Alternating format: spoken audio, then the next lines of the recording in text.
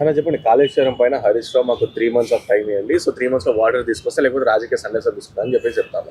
9.5 సంవత్సరాలలో వాళ్ళు కాళేశ్వరం వ్యవహారంలో ఏం చేయలేకపోయారు కాబట్టి లక్షల కోట్ల రూపాయలు పెట్టి కూలగొట్టారు కాబట్టి సన్యాసం ఆయన తీసుకునేటటువంటిది కాదు, రాజకీయ సన్యాసం తెలంగాణ ప్రజలే ఇచ్చింది. అందుకని ఈరోజు వాళ్ళని ప్రతిపక్షంలో కూర్చోబెట్టారు. ఈరోజు హరీష్ రావు వచ్చి లెస్స మాట్లాడుతున్నాడు. గతంలో ఇదే అసెంబ్లీలో ఛాలెంజ్ చేసి కాళేశ్వరం అవినీతి మీద మాట్లాడదామంటే ఎందుకు రాలే? ఫ్లోర్ లీడర్ని చేసి వాళ్ళ మామనేమో తప్పించుకున్నాడు, ఫామ్ హౌస్లో కూర్చున్నాడు. ఈయన లీడర్ని చేస్తే ఈయనేదో వచ్చి పొడుస్తాడని అనుకుంటే ఉన్న టీంని మొత్తం మమ్మల్ని మాట్లాడినిస్తలేరని రాకంటే ముంగటనే బాయ్కట్ చేసినటువంటి పరిస్థితి నేను ఒకసారి గుర్తు చేస్తా ఉన్నా. గుమ్మడికాయలు దొంగ ఓడు అంటే భుజాలు తడుముకున్నట్టుగా కవిత గారి యొక్క స్టేట్మెంట్ ఒకసారి మనం యాడ్ చేసుకుందాం. కవిత ఎవరు ఇతిమింగలం అని చెప్పన్నది, ఎవరిని పందికొక్కులు అని చెప్పన్నది, వాళ్ళ నాయన పేరు చెప్పుకొని కాళేశ్వరంని దోసుక తిన్నటువంటిది, 1000 కోట్లకు పడగలెత్తినటువంటిది ఎవరిని నిందించింది? హరీష్ రావునే కదా. అసలు హరీష్ రావు ఇరిగేషన్ మంత్రి లెక్క ఉన్నప్పుడే కదా కాళేశ్వరం నిర్మాణం అనేది జరిగింది. అసలు నిర్మాణంలో ప్లానింగు, డిజైనింగు, తర్వాత క్వాలిటీ, తర్వాత ఆపరేషన్ అండ్ మెయింటెనెన్స్ అన్నీ కూడా వైఫల్యాలు, కుంభకోణం అనే కదా పీసీ కోర్స్ కమిషన్ రిపోర్ట్ చెప్తా ఉంది. ఇవన్నీ ఎందుకు?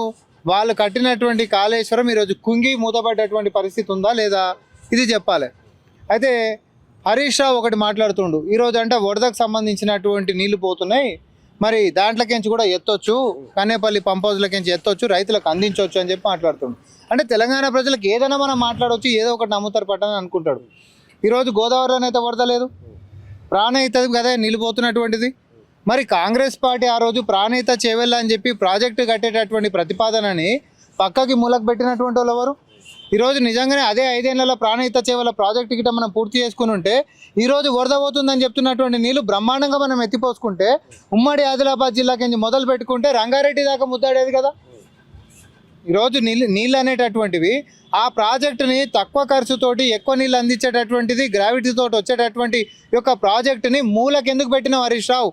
ఇరిగేషన్ మంత్రివి నువ్వే ఉండే. కాసులకి కక్కుర్తి పడి పంపులు పెద్ద పెద్దవి కావాలని లిఫ్ట్ పేరుతోటి ఈరోజు మేడిగడ్డకు తీసుకొని వచ్చిండు. ఇక ఇంకొకటి పోతాడు అలా బామ్మడిది పోయేసేసి కనేపల్లి పంప్ హౌస్ కాడంటే చిన్నకి ఇట్లా పాయ కడతానంటే ఆడికి తీసుకొచ్చి ఎల్లంపల్లిలో నింపొచ్చు అంట. నువ్వు కట్టినటువంటి మేడిగడ్డ బరాజా నిలబడలేదురా నాయన, నువ్వు పాయ కడితే వరదకు నిలబడుతుందా?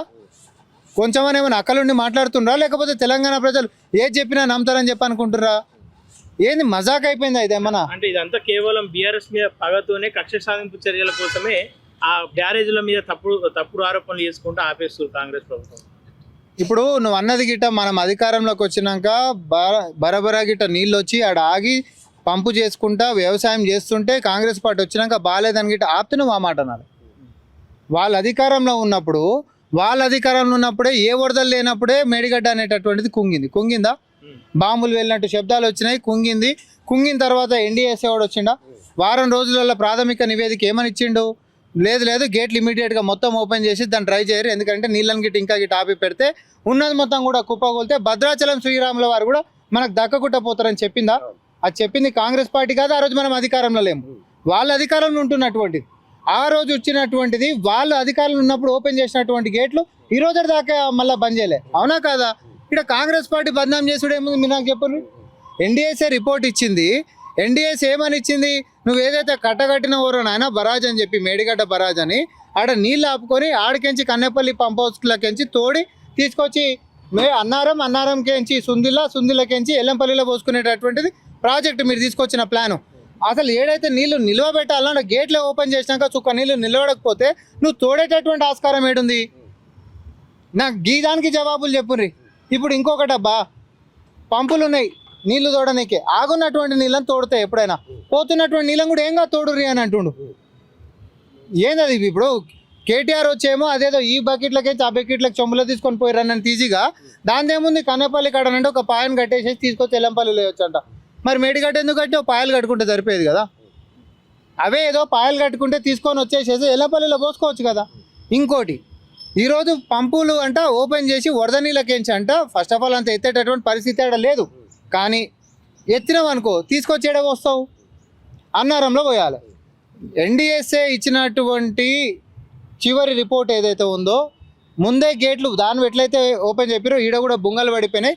సేమ్ క్వాలిటీ, నాసి రకమైనటువంటి క్వాలిటీ మేడిగడ్డ కాడ ఎట్లా చేసిర్రో సేమ్ అన్నారం సుందిలలో కూడా అట్లనే చేశారు కాబట్టి ఇవి కూడా మైదానం ఓపెన్ చేసి పెట్టాలని చెప్పిండు. మరి ఇప్పుడు రైతుల పరిస్థితి ఎట్లా? ఇటు కాళేశ్వరం బాగాలేదని మీరు అంటారు, కాళేశ్వరం చేయొచ్చని వాళ్ళు, కానీ ఇప్పుడు రాష్ట్రంలో వర్షాలు పడక రైతులనే ఇంకా నాట్లేని పరిస్థితి. మళ్ళీ రైతుల పరిస్థితి ఉంది, రైతులకి ప్రభుత్వం ఇప్పుడు ప్రాణహిత చేవెళ్ళ అనేటటువంటిది ఏదైతే అసలు వాళ్ళు అధికారంలోకి రాకంటే ముంగటేనా, అంటే 2014 తెలంగాణ రాకంటే ముంగటే 20% అయిపోయినుండే జలయజ్ఞం కింద. అప్పుడు వైఎస్ రాజశేఖర రెడ్డి గారు మొదలుపెట్టినటువంటిది.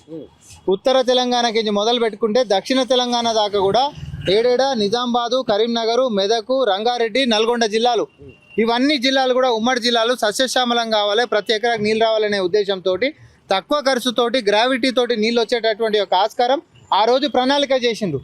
ప్రణాళిక చేస్తే కిరణ్ కుమార్ రెడ్డి గారు ఉన్నప్పుడే మహారాష్ట్ర తోటి పోయి ఒప్పందం చేసుకొని వచ్చిండు 152 అడుగులకి. అయితే మనం తెలంగాణ వచ్చిన తర్వాత కేసీఆర్ తర్వాత మహారాష్ట్ర ఎవరు ముఖ్యమంత్రి ఇద్దరు మళ్ళీ ఒప్పందం ఏంది 148 అడుగులకి ఒప్పందం చేసుకొని వచ్చిండు. ఒంటెలతోటి ఏనుగులతోటి అప్పుడు ఊరేగింపులు చేసిరు, గుర్తుందో లేదో. అప్పటికే 6000 పైచిలకు కోట్లు కాంగ్రెస్ పార్టీ ఖర్చు పెట్టింది. దాని తర్వాత మళ్ళీ వచ్చినాక కూడా 5000 పైచిల కోట్లు ఖర్చు పెట్టిండ్రు. ఖర్చు పెట్టినాక అర్ధాంతరంగా దాన్ని తక్కువ ఖర్చుతో అయిపోయేటటువంటి దాన్ని వదిలిపెట్టి నువ్వు ఎక్కువ ఖర్చుకి లక్షల కోట్లు గుమ్మరిచ్చేటటువంటి మేడిగడ్డకి రీడిజైన్ ఎందుకు తీసుకొని వచ్చినావు అనేటటువంటి దానికి జవాబు చెప్పాలి. నేను ఈరోజు ఏమంటున్నా బ్రదర్, ఆ రోజు అదే ప్రాణీత చేవెళ్ళ గిట్ట ఈరోజు పూర్తి అయిపోయిన ఉంటే అయిపోవు కదా. కాంగ్రెస్ పార్టీ తలపెట్టింది 2019 కల్లానే, ఎప్పుడో అయిపోవు. ఈ రోజు పోతున్నటువంటి నీళ్లు మొత్తం బ్రహ్మాండంగా ఎత్తుకుంటే కేవలం ఈడ నీకు ఏడికెంచి మేడిగడ్డ అన్నారం సుందిల 1 ఎకరం కూడా ఆయకట్టు ఉండదు, ఎల్లంపల్లి కెంచి కౌంట్. కానీ ప్రాణేత చేవెళ్ళ ప్రాజెక్ట్ గిట్ట తీసుకుంటే ఉమ్మడి ఆదిలాబాద్ జిల్లా కూడా 2 లక్షల ఎకరాల ఆయకట్టు ఉండేది. ఉమ్మడి ఆదిలాబాద్ జిల్లాకి తలకాయ కొట్టేసినావు, దక్షిణ తెలంగాణ తోక కొట్టేసినావు, మొండెం మాటలతో మిగిల్చినావు. పోనీ దానికన్నా బతికిచ్చినవా అని అంటే కుప్పగూల్చ కొట్టినావు, 1 లీటర్ కూడా ఎత్తిపోసేటటువంటి పరిస్థితి లేకుండా చేసినావు. లక్షల కోట్లు మనం నెత్తి మీద వేసినావు. ఏడాదికి 35,000 కోట్ల రూపాయలు మనం కట్టినాం. ఎవరి నెత్తి మీద పడుతున్నటువంటి ఖర్చు? నువ్వు పంపులు ఆన్ చేసినా పంపులు ఆన్ చేయకపోయినా మన భవిష్యత్ 20 సంవత్సరాలు మనందరం కిస్తులు కట్టేటటువంటి పరిస్థితి తీసుకొని వచ్చినటువంటి నిందిస్తావా? లేకపోతే కాంగ్రెస్ పార్టీ ఆపింది, కాంగ్రెస్ పార్టీ నువ్వు బరబర పారుతుంటే గిట్ట ఆపిందా? లేకపోతే కాంగ్రెస్ పార్టీ గిట్ట కట్టిగూల కొట్టిందా? లేకపోతే నువ్వు కట్టినటువంటి దాంతో కుళ్ళుతోటి మేము గడపార్లు పెట్టినామా? ఏం మాట్లాడుతున్నావు హరీష్ రావు? ఇది ఎట్లుందంటే ఊరుని దోసుక తిన్నటువంటి బందిపోటు మూట అనంటే పోలీసు వాళ్ళనే ఉరిదీయాలని ధర్నాకు దిగిందంట రోడ్డు మీదకి. సేమ్ అట్లనే ఉంది హరీష్ రావు డ్రామా చూస్తుంటే. అక్కడ చిన్న చిన్న రిపేర్లు ఉన్నాయి, చేయడానికి కూడా కాంగ్రెస్ తోటి అయితే లేదు, అందుకే అది ఆపేస్తుంది అని చెప్తా ఉన్నాడు. 3 నెలలు మాకు సమయం ఇస్తే మేమే చేసి చూపిస్తాం, మాకు చిల్లి గవ్వ ఇవ్వకున్నా సరే అని చెప్పేసి హరీష్ రావు చెప్తాం. నేను అదే ఉంటున్నా, ఈ దిక్కుమాలిన ఆలోచన, ఈ దిక్కుమాలిన ఏమంటారు వాదము వితండవాదం చేసేదానికంటే 9.5 ఏళ్ళ మీ కిందనే ఉండే కదా అధికారము. ఇట్లా పుట్టుకున వచ్చి కూలిపోయేటటువంటి దానికి ఎట్లా చేసినావు? ఫస్ట్ నీకు ఇంత తెలివితేటలు ఉన్నోడివే అయితే మేధావులను కాదని చెప్పి నిపుణులను కాదని చెప్పి నా మెదడును మొత్తం రంగరించి నేను మా మామ కలిసి కడుతున్నామని ఇదే అసెంబ్లీలో నువ్వు పవర్ పాయింట్ ప్రజెంటేషన్ ఇచ్చినావు కదా. ఆ రోజు జీవో ఇచ్చినావు, ఎవరిని? నిష్ణాతులైనటువంటి వాళ్ళని కమిటీ ఏర్పాటు చేసి. నువ్వు అపాయింట్ చేసినటువంటి కమిటీ మేడిగడ్డ కాడ కట్టాలని చెప్పిందా వద్దని చెప్పిందా? ఇది ఒక్కదానికి జవాబు చెప్పు హరీష్ రావు. నీకు దమ్ము ధైర్యం ఉంటే అసెంబ్లీకి రా, ముఖ్యమంత్రి గారు అదే చెప్పిండ్రు. జీవో ఇచ్చినటువంటి నువ్వు ఏర్పాటు చేసినటువంటి కమిటీ మేడిగడ్డ కాడ కట్టొద్దు సార్, అది ఆర్థిక భారం అవుతుంది, మనకు చాలా ఇబ్బందికరంగా మారుతుంది, మనం తుమ్మిడేటి కాడ కట్టుకోవాలని చెప్పిండ్రు. చెప్పిరా లేదా? రా చర్చకురా, మాట్లాడదాం.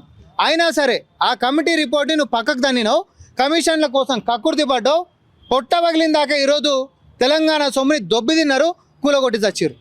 ఈరోజు మళ్ళీ కాంగ్రెస్ పార్టీ మీద ఏడ్చి చేస్తూ ఉండు. నేనేమంటున్నా, అది ప్లాస్టర్ పెడితే అతికేదా లేకపోతే ఫెవిక్విక్ పెడితే అతికేదా? అదేమన్నా మనం అనేది ఏంది? వాళ్ళు ఏమంటారు, కేవలం ఏదో 3 పిల్లర్లు కుంగినంత మాత్రాన ఏదో అదే అయిపోయిందని. నువ్వు ఎన్డీఎస్ఏ నిష్ణాతుల కంటే ఇంజనీర్ల కంటే మీదవా? ఒకవేళ నువ్వే చెప్పిందే గిట్ట నిజం అనుకుందాం, ఏం కాదు, అన్నారం కూడా నిలబడుతుంది, సుందిలో కూడా నిలబడుతుంది అనుకో. ఎన్డీఎస్ఏ ఫైనల్ రిపోర్ట్ ఇచ్చింది, దాని కోర్టులు ఎందుకు ఛాలెంజ్ చేయలేదు? ఏం కాదు సార్, బ్రహ్మాండంగా నిలబడుతుంది, నేను గ్యారంటీ ఇస్తున్నా అని చెప్పి ఎందుకనిలే? ఇదే కేసీఆర్ని పీసీ ఘోష్ కమిషన్ ముంగడికి పిలుస్తే విచారణకి కేసీఆర్ ఏమని చెప్పిండు? ఏం కాదు నిలబడురు అని అన్నాడా? లేకపోతే నాకు సంబంధం లేదు, అదంతా అధికారులు చేసిండ్రు అని అన్నాడా? అధికారులు చేసిండు అని అన్నాడు. మరి ఇప్పుడు హరీష్ రావు ఏమంటుండు? ఏం కాదు నిలబడుతుంది అని అంటుండు. ఏం తమాషాలు చేస్తుండ్రా మీ ఇద్దరేమన్నా? ఒక ఆయననేమో నాకెట్లా సంబంధం, అధికారులు చేసిర్రు అని అంటాడు. అధికారులు చెప్పిర్రు ఏమని? అసలు మేడిగడ్డ కాడికి వద్దా స్వామి, ఇది వైబిలిటీ కాదని చెప్పి.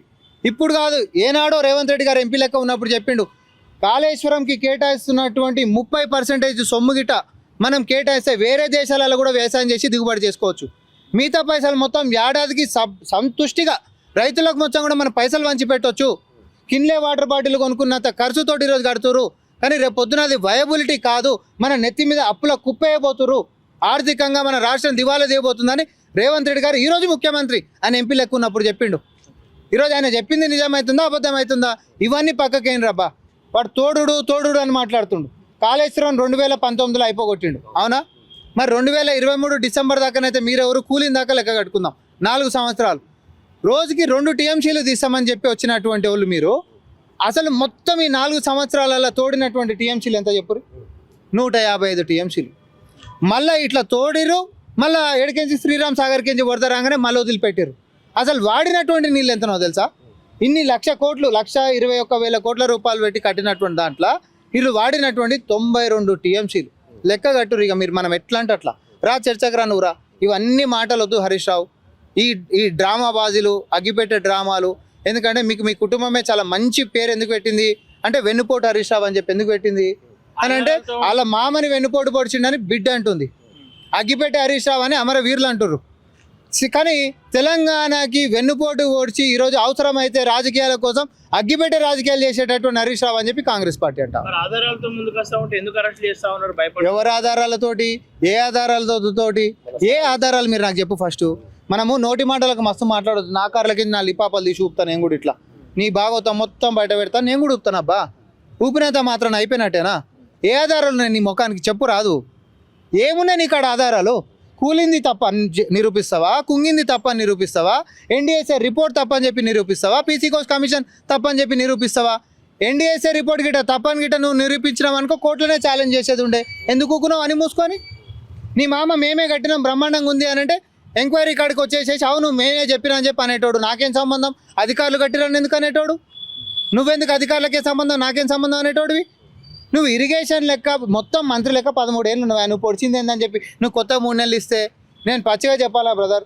వాళ్ళ గిట్ట మళ్ళీ అధికారంలోకి వచ్చిన ఉంటే ఆ పర్రలు పట్టినటువంటి దానికి గ్లూలు వేస్తున్నాం అనేటటువంటి కారణంతో ఇంకో 20-30 వేల కోట్ల రూపాయలు లోపు తినేటోడు. పచ్చిగా చెప్తున్నాం. వాళ్ళతో అది మొత్తం రిపేర్ చేపిస్తామని చెప్పి గతంలో రేవంత్ రెడ్డి చెప్పింది.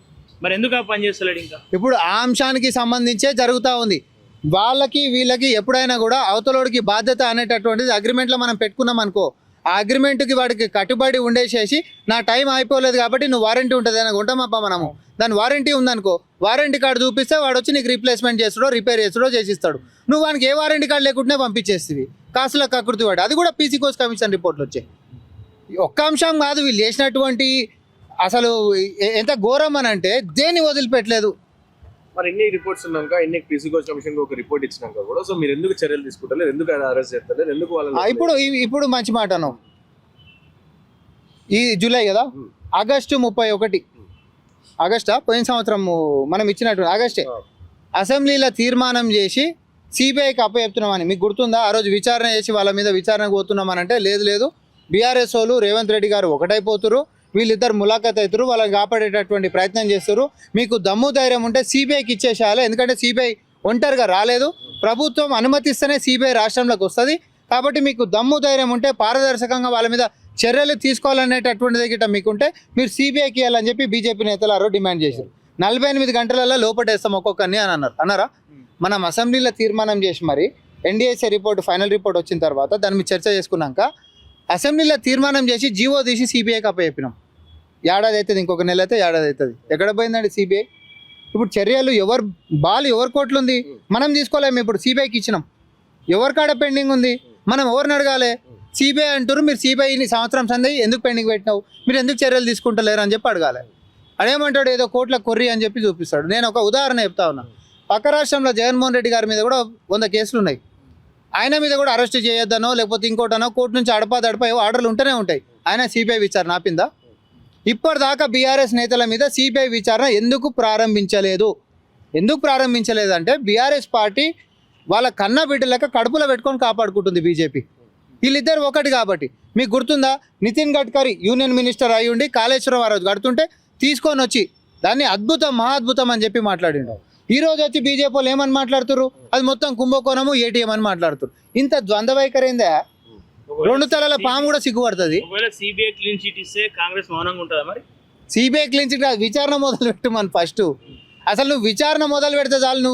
నువ్వు కొంచెం చిత్తశుద్ధి ఉందని అంటే నేను రాష్ట్ర ప్రభుత్వం ఎందుకు ఒత్తిడి చేస్తుంది? ఇప్పుడు మనం ఒత్తిడి చేసిన కేంద్ర సంస్థ ఇక అది మనం ఒత్తిడి చేస్తూనే ఉన్నాం. రాజకీయంగా చేస్తున్న ఒత్తిడి కంటే పెద్ద ఒత్తిడి ఏముంటుంది? నువ్వు నాకు ఇది చెప్పు. పొద్దున్న లేస్తే నేనే అంటున్నా కదా, నువ్వెందుకు చర్యలు తీసుకుంటలేవు? బీజేపీ బీఆర్ఎస్ ఒకటి మీరు నిరూపితమని అయినా కూడా నాకేలా సిగ్గు అన్నట్టు వాళ్ళు ఊకున్నప్పుడు మనం ఏం చేస్తాం దాని గురించి నువ్వు చెప్పు. నేను సింపుల్ క్వశ్చన్ అబ్బా. హరీష్ రావు ఈరోజు ఏదైతే నీళ్లు పోతుంటే మనం తోడతలేవని చెప్పి మాట్లాడుతున్నావో అవి ఏం నీళ్లు? గోదావరి అయితే వరదలు లేవు. గోదావరి వరదలు వస్తే శ్రీరామ్ సాగర్ కాడ కూడా వస్తాయి. సో గోదావరి వరదలు లేవు. ప్రాణహిత నీళ్ళు వస్తున్నాయి. ప్రాణహిత నీళ్ళు వస్తున్నటువంటివి కాంగ్రెస్ పార్టీ ప్రాణహిత నుంచి చేవల ప్రాజెక్ట్ అప్పుడు ఏదైతే ప్రతిపాదించిందో అది పూర్తి చేసి ఉంటే తక్కువ ఖర్చుతోటో 10,000 కోట్లు పెడితే అయిపోవబ్బా. మిగతాదంతా కేంద్రం భరించే స్కీమ్ ఉండేది. ఆ రోజు దానికిట పూర్తి చేసుకుంటే ఈరోజు ఒక్క సుక్క కిందికి పోకుండా మనం మొత్తం ఆదిలాబాద్కి ఎంచి చేవల దాకా మంచిగా ఈరోజు సస్యశ్యామలం అవు కదా. ఈ నమ్మక ద్రోహం చేసినటువంటి ఈ నమ్మక ద్రోహి హరీష్ రావుని తెలంగాణ జాతి అడగాలి. ఈరోజు రైతులందరూ అడగాల్సింది ఏంటిది అని అంటే, అవునా మరి కూలగొట్టినావు, ఇప్పటికిప్పుడు అవి రిపేర్లు కూడా చేయనీకి రాదు. రిపేర్లు చేసినా ఎన్డీఎస్ఏ ఫైనల్ రిపోర్ట్లో గ్యారంటీ ఇస్తలేదు. వారంటీ లేనటువంటి దానికి ఇప్పుడు ఏమైపోయింది అని అంటే, మరి రిపేర్ అన్న చేయన్నా ఎన్ని రోజులు వస్తాయంటే నేను ఏ గ్యారంటీ ఇవ్వలేను అన్నావు అనుకో, నీకేమనిపిస్తుంది చెప్పు. అది పరిస్థితి ఈరోజు. ఇంకోటి, దేశంలో అయోధ్యలో స్కామ్ జరిగింది. సో దానిపైన ఒక ప్రెస్ మీట్ పెట్టి ఒక అతను అయోధ్యకు సంబంధించిన అతను బీజేపీ పార్టీకి సంబంధించిన నాయకుడు పెట్టి సో హిందూ డబ్బు హిందువే దోసుకున్నాడు అని చెప్పి వ్యాఖ్యానించిన పరిస్థితి. సో ఏం చెప్తారు ఈ స్కామ్ పైన? పచ్చిగా బరితెగించి దొంగలు అనేటటువంటిది మతం ముసుగుల ఈరోజు మీడియా ముందుకు వచ్చి కూడా అవును దోసుకుంటే దోసుకున్నాం, బ్రహ్మాండంగా మేమే దొంగలము, హిందువులేదు కదా దోసుకున్నాం అని అంటాం. బ్రదర్ నేను నిన్ను అడుగుతున్నా, నీ ఇంట్లోనే దొంగలు పడతారు, నీ ఇల్లు మొత్తం కొల్లగొడతారు, అవసరమైతే నలుగురు కిందమే చేసి చంపేసి కూడా పోతారు. మా హిందువే కదా అని చెప్పి అన్నాడు అనుకో, మా హిందువే అని అంటావా? మరి ఆ గాడిద కొడుకుని ఏం చేయాలా? దొంగతనం చేసి కూడా బరితెగించి మీడియా ముందుకు వచ్చి మా హిందువే కదా అని అంటుండంటే బరితెగించి మాట్లాడుతున్నాన్ని మనం ఏం చేయాలి? ఇది బీజేపీ అసలు రూపం. ఇదే బీజేపీ అసలు రూపం. ఒక ఆడబిడ్డని చర్చ చేసి మా హిందువునే నేను చర్చినానంటే దాన్ని సమర్థిస్తారా? ఇక్కడ మతం వస్తుందా? నేను అడుగుతున్నా మిమ్మల్ని, సమర్థిస్తామా మనం ఏమన్నా? మరి అసొంటి గాడిద కొడుకుని ఏం చేయాలి మనము? నిస్సిగ్గుగా నిర్లజ్జగా దేవుని సొమ్ములు పేయి మీద ఉంటున్నటువంటి సొమ్ములు వేసుకునేటటువంటి చెప్పుల కాడికేసి కొట్టేసినటువంటి 420 గాలు ఈరోజు మీడియా ముందుకు వచ్చి మా గుడిలో మా దేవుడు మేమే కొట్టేసినాం అని బరితెగించింటే వాడిని నడి బజార్లో నిలబెట్టి తగలబెట్టాలనా, లేకపోతే దాన్ని చర్యలు తీసుకోవాలా, లేకపోతే వాడిని సమర్థిస్తామా మనము?